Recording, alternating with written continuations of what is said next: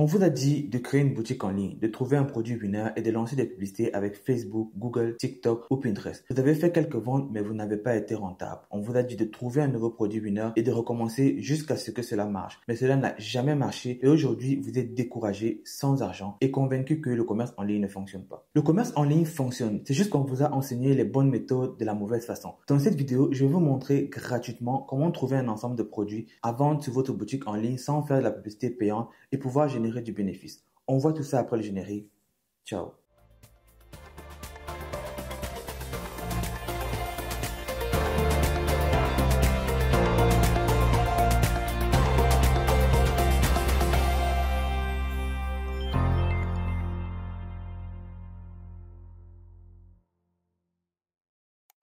What's up? C'est votre boy Willy de Madrid. J'espère que vous allez bien parce que moi, je vais super bien. Et si ça ne va pas, t'inquiète, ça va aller. Un business en ligne qui génère uniquement des ventes grâce à la publicité payante meurt automatiquement dès que vous arrêtez de faire la publicité. Notons aussi le fait qu'avec la publicité payante, vous pouvez générer des ventes sans faire de bénéfices. Tant que la plateforme publicitaire reçoit de l'argent, elle vous génère des ventes sans prendre en compte le fait que vous devez faire du bénéfice. Résultat des comptes, votre boutique tourne, la plateforme publicitaire reçoit de l'argent, vos clients reçoivent leurs colis, tout le monde est content sauf vous parce que vous perdez de l'argent. La solution, c'est de bâtir un business en ligne qui peut fonctionner sans publicité payante. Et pour ce faire, vous devez passer par du SEO. Plus précisément, un ensemble de produits que vous pourrez vendre sur votre boutique en ligne par les moteurs de recherche et générer un bénéfice conséquent sans avoir besoin de faire de la publicité payante. C'est ce qu'on appelle en e-commerce une niche SEO. Pourquoi vaut-il mieux choisir une niche plutôt qu'un marché de masse? On choisit une niche parce que sur les moteurs de recherche tels que Google, Yahoo, Bing, etc., la concurrence est féroce. Les moteurs de recherche étant majoritairement orientés acquisition client, toute personne possédant un business veut se faire une place. Ces meilleures places sont majoritairement occupées par les plus grandes marketplaces telles que Alibaba, AliExpress, Temu, Walmart, eBay, Amazon, qui vont vendre les mêmes produits que vous.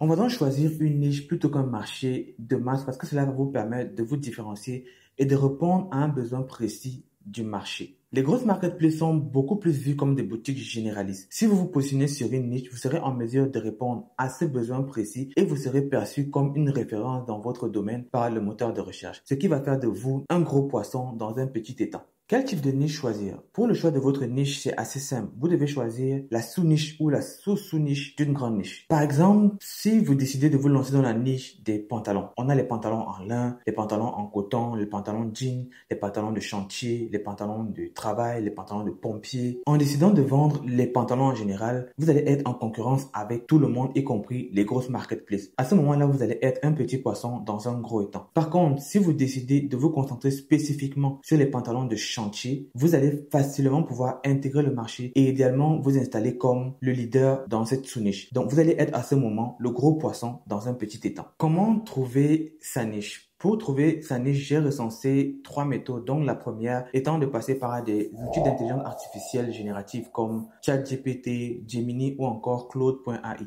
Peu importe l'outil d'intelligence artificielle que vous allez utiliser, vous allez lui demander de vous sortir le top 5, le top 10, le top 20. Le nombre importe peu des niches SEO avec un bon potentiel dans lesquelles vous pouvez vous lancer en e-commerce. Le problème avec cette liste qui, d'ailleurs, pour la plupart du temps, est très bonne, c'est que vous n'aurez pas la data qui va vous permettre de déterminer la niche sur laquelle vous allez vous lancer. Et même quand vous avez la data qui vient avec, vous ne serez pas en mesure de bien la comprendre parce que la recherche n'aura pas été faite par vous. La deuxième méthode, c'est le Black Hat SEO. C'est une méthode, je ne dirais pas mauvaise, mais plutôt borderline, qui consiste à enfreindre ou alors à contourner les politiques officielles des moteurs de recherche pour booster artificiellement la position d'un site. Cette méthode consiste à scanner rapidement le marché, à collecter des données massives sur des mots-clés sous-exploités, le contenu à faible concurrence, en analysant automatiquement tous les sites mal optimisés. Elle permet aussi d'analyser les tendances non saturées à grande échelle grâce à des scripts sur des grosses plateformes comme Google Trends, Amazon, YouTube ou encore Reddit. Je ne l'ai jamais utilisé, mais d'après les vidéos et les informations que j'ai obtenues, cette méthode a l'air de très bien fonctionner et d'obtenir des résultats très rapidement. Toute personne ou tout site qui utilise cette méthode s'expose à des sanctions, notamment la perte de possession ou encore la désindexation de votre site. En français facile, Google peut vous faire descendre au niveau de classement dans les résultats de recherche ou encore tout simplement ne plus vous faire exister lorsque quelqu'un va taper une requête. La troisième méthode, c'est l'utilisation des outils de recherche de mots-clés. Je dirais que c'est la méthode la plus populaire, la plus efficace et la plus effective sur le long terme avec l'utilisation des outils gratuits ou freemium tels que SEMrush, Ubersuggest, Google Trends, le Keyword Planner de Google et j'en passe. Certaines personnes vont jusqu'à combiner plusieurs outils de recherche de mots-clés pour être en mesure de trouver leur niche. Mais dans cette vidéo, nous allons faire notre recherche de niche avec SEMrush, qui est l'outil de référence en SEO. Pour certains d'entre vous, ce sera la première fois de voir cette interface et pour d'autres, ce ne sera pas la première fois. Mais on va être tous d'accord sur une chose, c'est que SEMrush, c'est un outil qui est difficile au niveau de la prise en main. Parce que je considère que c'est le logiciel en termes de SEO qui est la référence. Et ce n'est pas uniquement mon avis, c'est aussi l'avis de plusieurs experts qui font le référencement naturel depuis plusieurs années. Avec le logiciel SEMrush, vous ne faites pas que la recherche de mots-clés, vous faites la recherche de niche, vous faites l'analyse de contenu, vous faites l'audit SEO d'un site complet et vous avez beaucoup de fonctionnalités que vous pouvez retrouver disponibles dans l'application ou le logiciel. Donc, vous allez bien vous douter que pour un logiciel aussi complet que celui-ci, vous allez devoir débourser quand même un certain montant d'argent conséquent. Donc, c'est pourquoi SEMrush dispose de plans. Ici, on parle principalement de 3 plans, à savoir le professionnel, le gourou et le business. Donc, quand vous allez choisir d'ouvrir votre compte avec SEMrush, vous allez uniquement avoir la possibilité entre le pro et le gourou. Donc 139,95 par mois pour le pro et 249,95 par mois pour le gourou. Prendre en note que les paiements sont en dollars US. Donc quand vous allez faire le paiement avec la devise de votre pays, ça va être un peu plus salé vu que vous allez aussi payer les taxes en plus. Maintenant, si vous voulez payer moins cher, vous avez la possibilité de payer par année. Donc ça va vous faire une réduction au niveau de 117,33 et 208,33 dollars US par mois. Dans la mesure où vous n'avez pas les moyens disponibles pour payer un abonnement complet, SEMrush vous donne la possibilité d'avoir 7 jours d'essai gratuits avant de choisir de commencer à payer le forfait. Moi, ce que je fais, c'est que je prends toujours le forfait gourou avec 7 jours d'essai gratuit et c'est largement suffisant pour faire toutes les tâches dont vous avez besoin, c'est-à-dire la recherche de votre niche, l'analyse des mots-clés dans votre niche, l'analyse de la concurrence et la rédaction de contenu SEO pour votre site web. Je prends le gourou parce qu'il n'y a pas beaucoup de différence entre le gourou et le business, à quelques exceptions près, mais il y a une grosse différence entre le forfait pro et le forfait gourou. Donc, si vous prenez le gourou, vous avez beaucoup plus de fonctionnalités disponibles que vous pouvez utiliser pendant les 7 jours. Le seul bémol, c'est que si vous oubliez de canceller votre abonnement dans l'intervalle de 7 jours, l'addition sera vraiment salée. Quels sont les éléments nécessaires pour trouver votre niche? Il existe plusieurs indicateurs que l'on va voir dans quelques instants sur lesquels vous devez focus qui vont vous permettre de pouvoir trouver votre niche. Mais parmi ces indicateurs, il y en a ceux qui sont les plus importants, à savoir le KD ou alors le Keyword Difficulties ou encore difficulté du mot-clé en français et la position du mot-clé sur les résultats de recherche. Quand vous ouvrez votre logiciel SEMrush, vous devez garder en tête que vous avez un seul objectif, qui est celui de trouver une sous-niche dans laquelle le potentiel de ranker et éventuellement de dominer le marché sera facile. Quand vous avez compris ça, tout devient facile. Pour atteindre cet objectif, la première étape, c'est de faire ce qu'on appelle une analyse de marché. Pas une analyse de la concurrence, mais une analyse de marché. Qu'est-ce que cela veut dire? Cela veut dire que vous allez analyser le marché afin de trouver une sous-niche avec un bon potentiel où les potentialités de ranker et de dominer le marché seront faciles pour vous. Maintenant, quand on dit analyser le marché, c'est qui le marché? Le marché, c'est à 80 voire 90% les grosses marketplaces, à savoir Amazon, Cdiscount, eBay, leboncoin.fr et toutes les autres grosses marketplaces. Ça peut prêter à confusion parce que des fois, on peut croire que ces marketplaces sont aussi des concurrents, mais ça ne l'est pas. Un concurrent, c'est quelqu'un qui vend le même produit que vous dans la même sphère géographique que vous. Quelqu'un qui vend des voitures sur Paris et vous vendez des bonbons sur Paris n'est pas votre concurrent. Si vous vendez des bonbons sur Paris, quelqu'un qui vend des bonbons dans toute la France n'est pas votre concurrent. Si vous vendez des bonbons sur Paris, quelqu'un qui vend des bonbons sur Paris est votre concurrent. Quand je dis ça, le marché étant représenté à 80 voire 90% par les grosses marketplaces, quand vous allez commencer à faire votre recherche de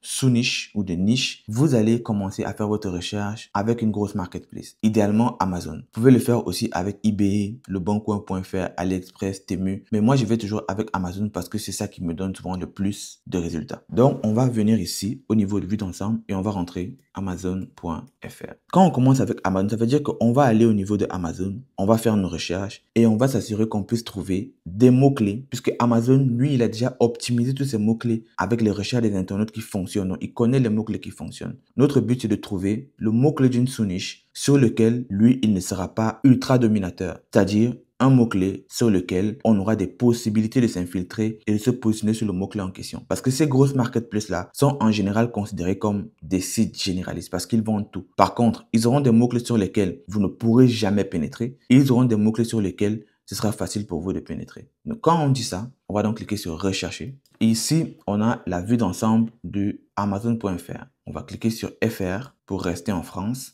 Et ordinateur ici, on ne modifie pas. Ici, le 9 mai 2025, la devise en USD, on va la mettre en euros. Vous pouvez garder la date du 9 mai 2025, mais c'est juste les datas par rapport à une journée.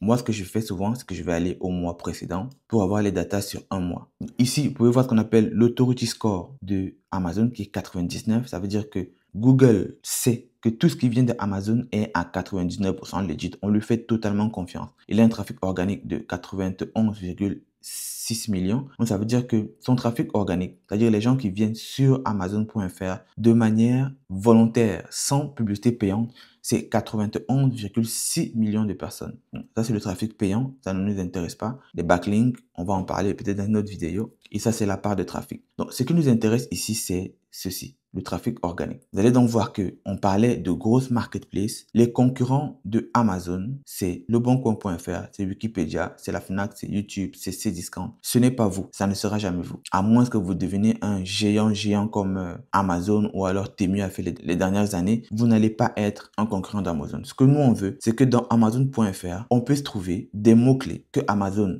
a entre guillemets négligés sur lesquels nous, on peut se positionner. Au niveau de la recherche organique, les indicateurs les plus importants que l'on doit regarder, c'est la position, le KD, les intentions de recherche et le volume. La position, on va vous montrer où se situe le mot-clé dans les résultats de recherche lorsque l'Internet va taper la requête. Donc, par exemple, Amazon ici, c'est position numéro 1, Le Bon Coin, position numéro 6, Ligue 1, position numéro 76, ChatGPT, position numéro 28, ainsi de suite. Ensuite, la méthode que vous devez regarder, c'est le KD, le Keyword Difficulties. Donc, vous avez très facile de 0 à 14%, facile de 15 à 29%, possible de 30 à 49%, ainsi de suite jusqu'à très difficile de 85 à 100%. Le Keyword Difficulties va déterminer votre capacité à ranker ou alors à vous positionner sur le mot-clé en question. Plus le keyword difficulty est élevé, plus ce sera impossible pour vous de vous battre avec les gros poissons pour pouvoir vous positionner sur le mot-clé en question. Donc, ici, très difficile, il faudra déployer de nombreux efforts en matière de SEO on-page, de construction de liens et de promotion de contenu. Exemple, si je viens ici sur Amazon, position numéro 1, le keyword difficulty c'est 94. Vous ne pouvez pas battre Amazon sur Amazon. C'est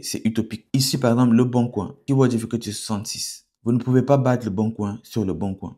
Ici, keyword difficulty 80. 80, 44. Donc ici, il n'y a que des mots-clés avec des keyword difficulty élevés. Ici, keyword difficulty 25. Là, c'est un mot-clé sur lequel vous avez des possibilités d'entrée. Donc, en gros, quel est notre but? Le but ici, c'est de trouver une niche ou une sous-niche. On aura un KD qui sera entre facile et très facile. Possible, ça peut se faire, mais c'est souvent assez délicat. Il faut que vous soyez certain de vos compétences et que vous ayez une stratégie solide et en béton, tout en sachant ce que vous allez faire pour pouvoir ranker sur des mots-clés possibles. Maintenant, il y a quelque chose qui est super important, c'est que des fois, il peut arriver qu'un mot-clé est facile alors qu'il est difficile et des fois, qu'un mot-clé est difficile alors qu'il est facile. Ça peut arriver, mais ce n'est pas tous les jours. Ensuite, on a l'intention de recherche. Plus un mot-clé sera transactionnel ou commercial, plus vous êtes sur une bonne niche. Plus le mot-clé sera navigationnel ou informationnel, vous serez sur une niche moyenne. Maintenant, vous pouvez avoir des niches qui sont en même temps transactionnelles et commerciales, ou alors transactionnelles et informationnelles, ça dépend. Si vous regardez ici, par exemple, ce mot-clé est navigationnel. Quand quelqu'un va taper Amazon, il veut naviguer sur Amazon.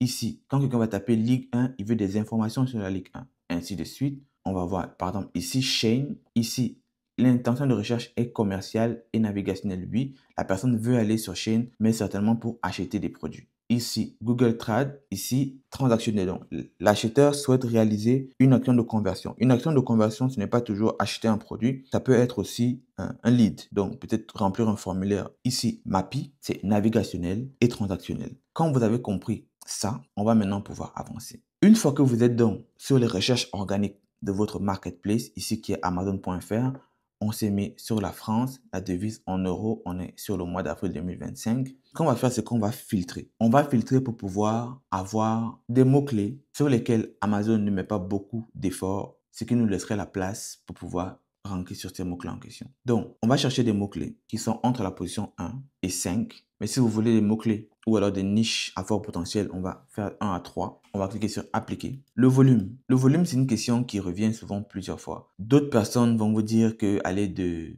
5000 à 10 000 pour avoir un bon potentiel. D'autres vont vous dire aller de 1000 à 10 000. D'autres vont vous dire aller de 1000 à 5000. J'avais posé la question une fois à ChatGPT et lui me proposait plutôt d'aller sur des niches avec un volume bas. Mais moi, je pense que le volume importe plus, c'est beaucoup plus le KD qui est important. Parce que vous pouvez avoir une niche qui a un gros volume où les difficultés d'accès sont faibles et vous pouvez avoir une niche qui a un petit volume où les difficultés d'accès sont élevées. Mais quoique le volume va toujours en corrélation avec le KD. Donc, ici, je vais laisser 1000 à 10 000.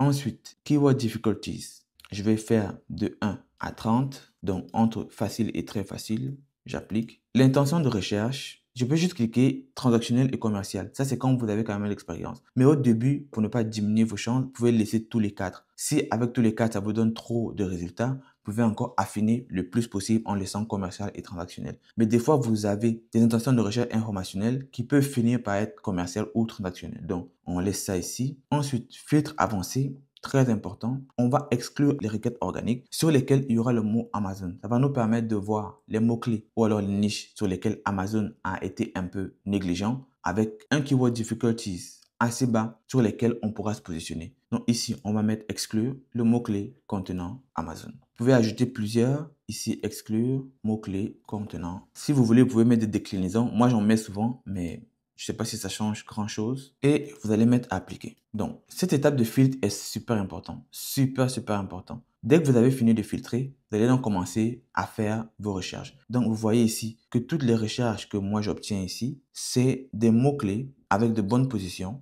qui ont un keyword difficulties entre 1 et 30. Donc là, on va commencer à faire notre recherche. Par exemple, pile CR2032, vous voyez que le volume de recherche est de 9,9K pour un KD de 27. Le trafic, 237. Ensuite, coussin palette, on a en position 2, 1,3K, le volume 9,9K et le KD c'est 22. Tête à coiffer. La requête de recherche est informationnelle dont la personne veut avoir des informations sur les têtes à coiffer, mais elle est aussi transactionnelle dont la personne veut idéalement acheter. Ici, la position c'est en position numéro 1, le trafic c'est 2,5K par mois et le volume c'est 9,9K. Ici, le keyword difficulties, c'est 19. Robe, c'est une niche en général. Mais la sous-niche ici, c'est robe de chambre pour homme. On peut avoir robe de chambre enfant, on peut avoir robe de chambre grand-mère ou robe de chambre grand-père ou robe de chambre adolescent. Donc, robe de chambre homme, c'est une sous-niche. Ça veut dire que vous pouvez faire un site web sur lequel vous n'allez vendre que uniquement des robes de chambre pour hommes. Et vous allez vendre vos produits parce que le KD ici est facile. Donc ici, c'est écrit, vous aurez besoin d'un contenu de qualité axé sur l'intention du mot-clé. On va continuer à avoir d'autres exemples ici. Valise enfant, ça c'est une bonne sous-niche. Il y a valise homme, valise femme, valise ado. Et là, on a valise enfant. Le KD, c'est 16. Ici, le trafic 1,3K. Ici, bouilloire température réglable. Lisseur vapeur. Ici, les poussettes Kindercraft. Ici, les spatules. Donc, si je vais jusqu'en bas, on se rend compte qu'on est à la page 1 sur 319.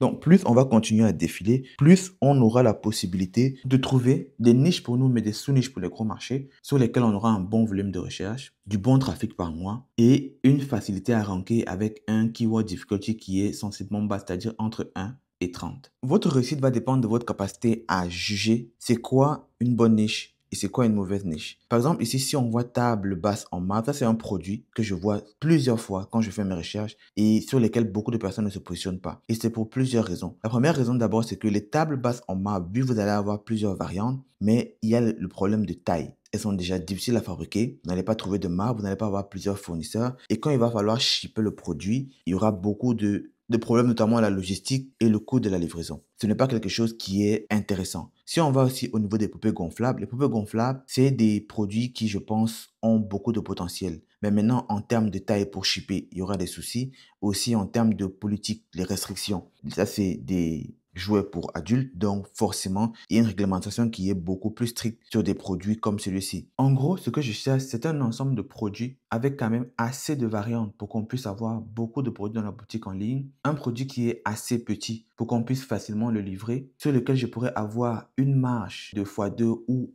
x3 ou même plus, qu'on ne retrouve pas facilement dans les magasins et sur lequel on a un bon volume de recherche et la difficulté de ranker est assez facile. Donc ici, casque anti-bruit bébé, ce n'est pas mal. On aurait idéalement apprécié qu'il y ait le T, mais on n'a pas le T. Le trafic ici n'est pas énorme, mais le volume est quand même assez bon et le KD aussi est bon. Donc, si on va aller s'informer sur le mot-clé, on va voir qu'il y a des variantes de 648 mots-clés pour un volume total de 22,6K. Casque anti-bruit, lui seul, a déjà un volume de 9,9 pour un KD de 21. Je vais prendre le mot-clé et je vais regarder les produits sur Amazon. J'ai un lien Amazon dans SEMrush où je peux facilement aller regarder, mais je préfère aller sur Google parce que là, je pourrais avoir beaucoup plus d'inventaire. Donc là, j'ai Walmart, j'ai Amazon, j'ai Clément. Donc c'est un produit quand même qui se vend et je ne vois pas une grosse concurrence dessus. Donc c'est beaucoup plus Amazon et 2-3 boutiques par là. On va regarder sur Amazon. Parfait. Donc ici, je vois les meilleures ventes dans cache-oreille de protection auditive pour bébé. Donc ici, on a le best-seller numéro 1 qui a 28 961 avis. On a le numéro 2. Donc facilement, on a déjà 50 produits ici. Donc les prix moyens, c'est entre 25 $ par là. Ici, on a un à 45. C'est une bonne niche. Les produits ont une bonne valeur perçue. Ça fait un peu premium. Donc, admettons que vous avez décidé de partir sur casque anti-bruit pour bébé. Ce qu'il va falloir faire de votre côté, c'est de trouver entre 5 et 10 niches comme ça. Et vous allez parmi les 5 ou 10 niches choisir définitivement celle avec laquelle vous allez monter votre boutique en ligne. La validation ou le choix de la niche sur laquelle vous allez vous lancer est assez importante. C'est pourquoi vous devez développer une procédure, un processus ou encore un système qui vous permet de prendre des décisions sur la base des données et non sur votre intuition. Moi, j'ai développé des tableaux qui me permettent de sélectionner automatiquement la niche sur laquelle je vais me lancer à partir des données que je rentre dans le tableau selon des critères bien précis. Donc, vous avez fait votre première étape, vous avez analysé le marché. Une fois que vous avez analysé le marché, donc, vous êtes tombé sur plusieurs niches intéressantes, on va dire une quinzaine ou une dizaine. Donc ici, moi, j'ai 14 niches que j'ai pu recenser grâce à la méthode que je vous ai montrée. Vous avez donc vos niches et vous avez des critères ici. Donc, le premier critère, c'est le volume de recherche des 10 premiers mots-clés, donc 80% du volume de recherche. Le mot-clé principal que vous allez utiliser a des variantes tout autour de lui, avec accent, sans accent, en un mot, séparé, avec des fautes d'orthographe. Donc, vous allez prendre les 10 premiers et vous allez faire le total. Vous allez regarder le volume que ça vous donne. Maintenant, pour déterminer le trafic estimé, c'est des notes automatiques. Donc, ici, par exemple, si je regarde ici, c'est 10% de ceci. Donc, sur les 46 600, je vais avec des estimations que j'aurai par mois 10% de ce trafic ici. Par exemple, si j'enlève ça, vous voyez, la case qui est ici passe automatiquement à 0. Je vais remettre ici, donc c'était 90 500. Ça me donne 10%, ça me donne 9 050. Si je mets par exemple que ici, on a 78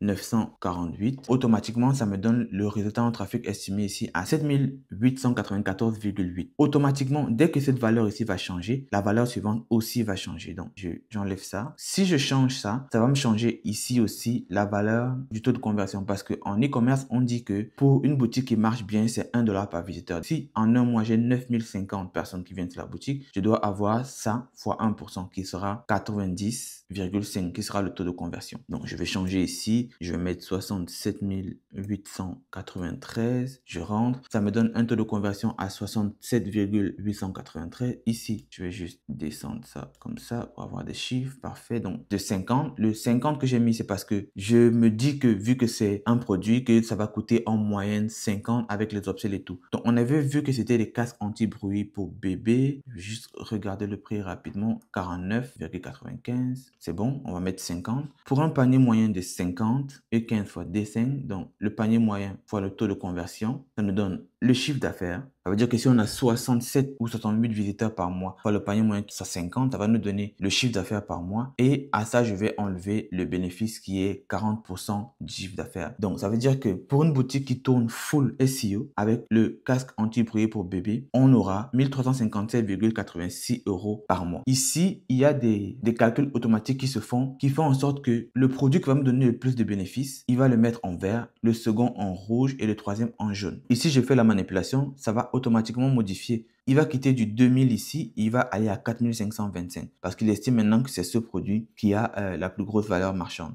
Donc, c'est un tableau qui est interactif. Ensuite, ici, on a le niveau de difficulté, donc le KD. Donc, ici, on a la note du niveau de difficulté. Donc, si je mets une note de niveau de difficulté ici, par exemple 30%, ça va le mettre ici à 4. Donc, plus le niveau de difficulté est bas, plus la note est élevée. entre 1 à 30, je vais mettre 5. De 30 en montant, je vais mettre 4, ainsi de suite. Maintenant, le 1, c'est quand ça va aller au niveau de 85 à 100, qui est le niveau vraiment difficile. Ensuite, ici, j'ai l'intention de recherche. Si c'est transactionnel, qui est le plus proche de faire un achat, je vais mettre 5. Si c'est informationnel, qui est le moins proche de faire un achat, je vais mettre 3. Ici, est-ce que c'est trouvable en magasin? Je vais ici avec un ratio de 1 à 5. Plus c'est facile à trouver en magasin, je vais mettre 1. Moins c'est facile à trouver en magasin, je vais mettre 5. Jusqu'à ce que je vais avoir une note. Et la note la plus élevée ici va se mettre en vert. Et la note la moins élevée va se mettre en rouge. Après la dernière en jaune. Ici, on avait des ex-aequo. Donc, on avait 2 verts et 3 jaunes. Ça, c'est le premier tableau. Une fois que j'ai ces variables ici, je vais prendre les 5. Les 5 qui sont sortis du lot, ça veut dire ici, ici, ici, ici et ici. Et je vais maintenant venir au niveau du choix final, au niveau de la fiche de niche. Donc, ça, c'est un autre tableau. Donc, ici, il y a l'explication de colonne. Ici, la méthode de calcul. Donc, tout est détaillé ici. Donc, ici, c'est les critères. Donc là, j'ai 5 niches, les 5 niches qu'on a eues à la première étape de tri, qui vont faire que chaque niche va avoir un score final ici, le score pondéré. Et je vais faire la comparaison entre les 5 niches et je vais prendre la niche qui a le score le plus élevé. C'est sur cette niche-là que je vais me lancer après avoir fait mon analyse de la concurrence. Je ne vais pas faire la décision du choix de ma niche parce que j'aime plus un produit. Effectivement, pendant que vous allez faire votre sélection de niche, vous allez avoir des produits pour lesquels vous allez avoir un peu plus d'attrait. Et c'est ce qui m'est arrivé. Par contre, après avoir fait mon analyse, je vais uniquement rester scotché aux données. Je vais uniquement prendre la niche qui aura le score le plus élevé. Ça vous empêche de faire des choix portés sur l'émotionnel. Ça vous empêche de faire des choix qui sont portés sur votre intuition personnelle. Et c'est super important parce que des fois, vous allez vendre un produit juste parce que vous l'aimez. Pourtant, il n'a pas le potentiel de réussir.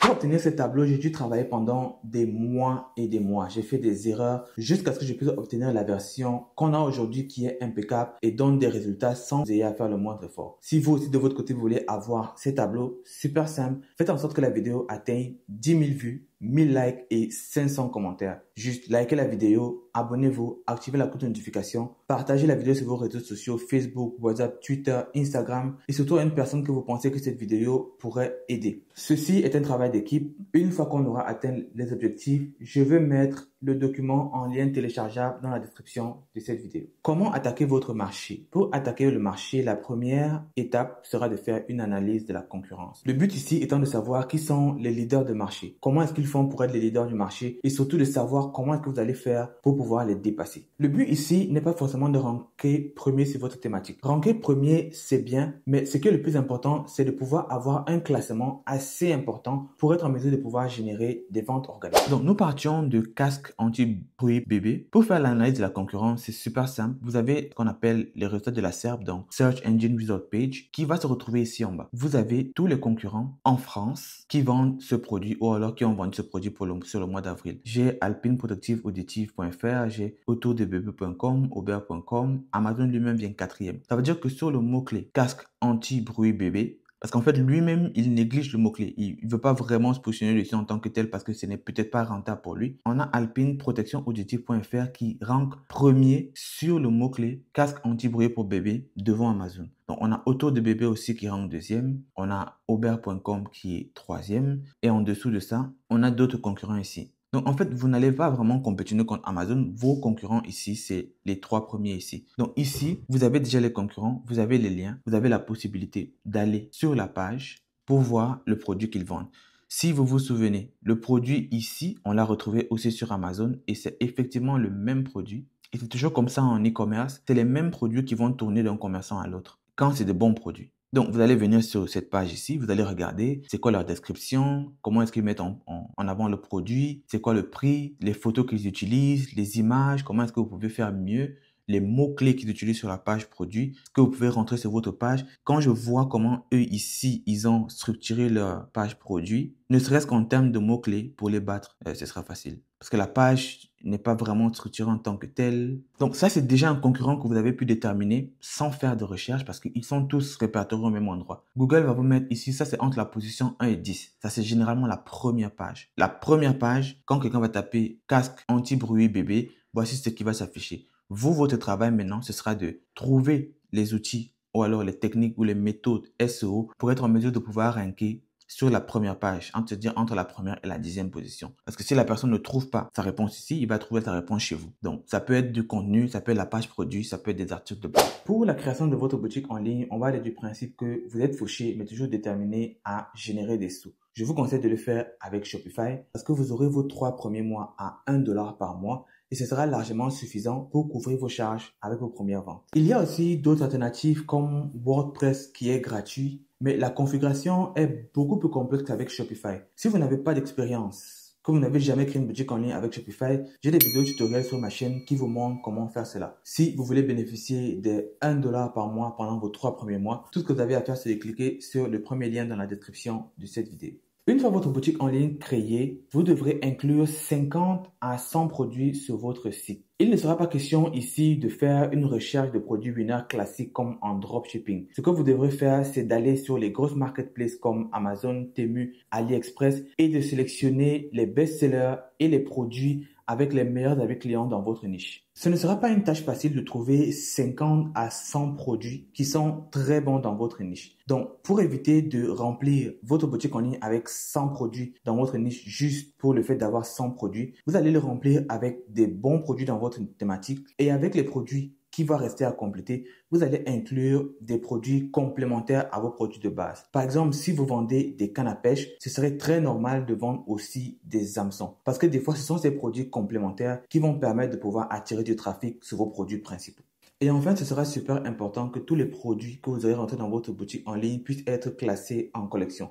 Cela va permettre de bien structurer votre boutique en ligne et d'être plus compréhensible pour les moteurs de recherche. En SEO pour e-commerce, lorsqu'on parle de création de contenu, beaucoup de personnes vont uniquement se limiter aux articles de blog. Mais à cela, il faut aussi inclure les pages de collection et les pages de produits qui sont très importantes pour les moteurs de recherche. Pour l'optimisation des pages de collection et des pages produits, vous allez utiliser ce qu'on appelle l'optimisation on-page. Pour les articles de blog, vous allez pouvoir utiliser SEMrush qui va vous permettre de trouver des sujets pertinents dans votre thématique ou dans votre niche que vous allez pouvoir planifier sur votre boutique en ligne pendant plusieurs mois. Pour le mot-clé casque anti-bruit bébé, lorsqu'il sera question par exemple de rédiger les articles de blog, vous pouvez par exemple venir ici au niveau de votre mot-clé pour attirer le trafic. Seulement le trafic ici des 9,9K ne sera pas assez important. Pour attirer plus de trafic, c'est-à-dire les 22,6K, vous devrez inclure tous les mots-clés qui sont ici à l'intérieur. Mais par exemple, casque anti-bruit bébé Décathlon, vous n'allez pas vouloir mettre ça sur votre site parce que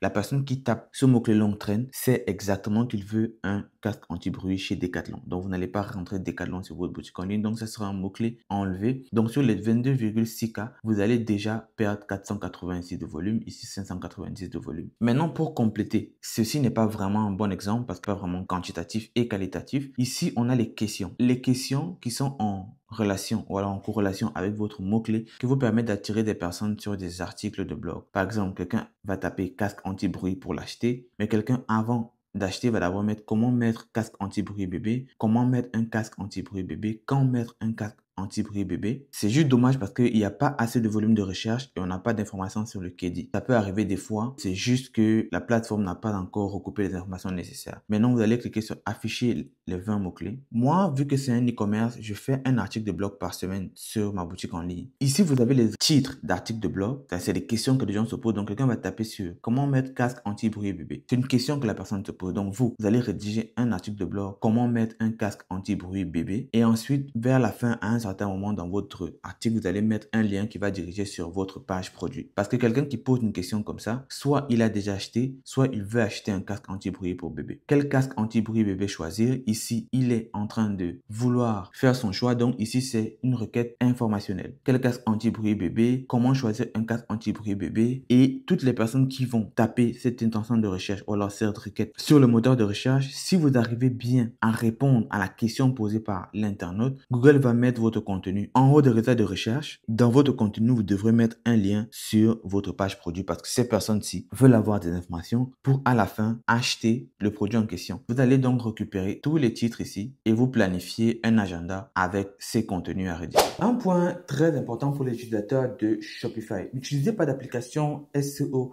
pour optimiser votre boutique en ligne si vous ne savez pas quelles seront les optimisations effectuées et comment est-ce que cela va pouvoir vous bénéficier. J'avais utilisé une application SEO très populaire sur Shopify pour optimiser le SEO de ma boutique en ligne et en quelques secondes, ça m'a bousillé le travail de plusieurs mois. J'ai mis des jours et des jours à déterminer d'où venait la problématique. Quand j'ai identifié que c'était l'application en question qui me posait le problème, je l'ai désinstallée et depuis lors, je fais toutes mes optimisations SEO manuellement. Google étant le moteur de recherche le plus populaire, pour être en mesure de vendre sur cette plateforme, vous devez faire approuver votre produit sur le Google Merchant Center.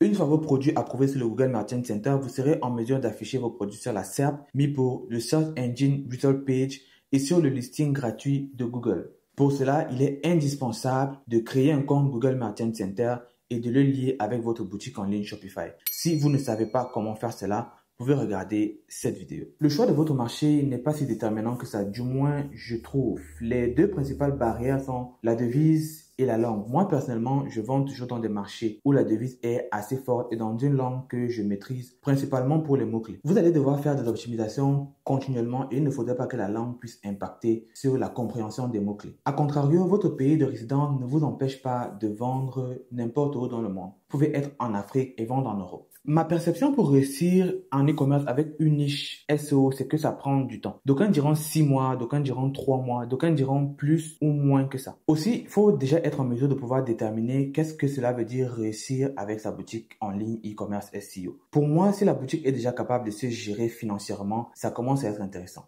Maintenant, les résultats que l'on obtient ne sont pas comparables avec ceux obtenus avec la publicité payante en termes de rapidité. C'est pourquoi, pour moi, l'idéal serait de faire le maximum de boutiques possible. Et une fois qu'elle devient stable, commencez à faire la publicité payante si vous sentez le besoin. Mais toujours gardez en tête que lorsqu'on fait la publicité payante, le plus important, ce n'est pas de faire des ventes, mais d'être rentable. Et chaque fois que vous utilisez la publicité payante, c'est du bénéfice en moins que vous enlevez dans vos poches. En conclusion, voici tous les éléments que vous devez savoir et mettre en place pour être en mesure de vendre sur les moteurs de recherche sans faire de la publicité payante. Avec le SEO, vous n'avez pas besoin de vendre des produits winner. Vous avez juste besoin de vendre des produits que les gens utilisent constamment dans leur quotidien.